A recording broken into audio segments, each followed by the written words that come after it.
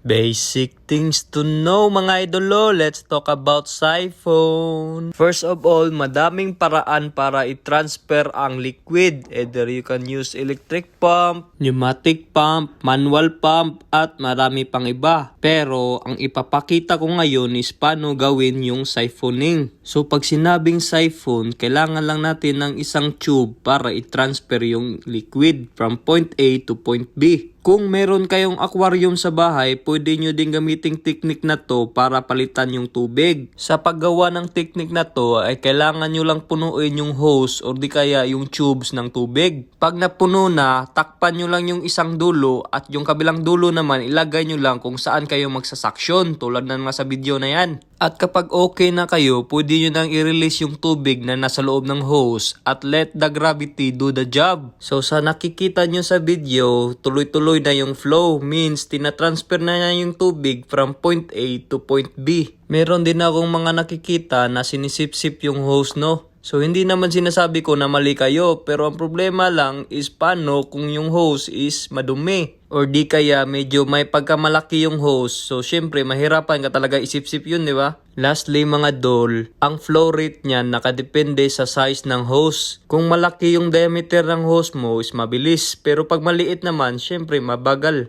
So yun. Bye!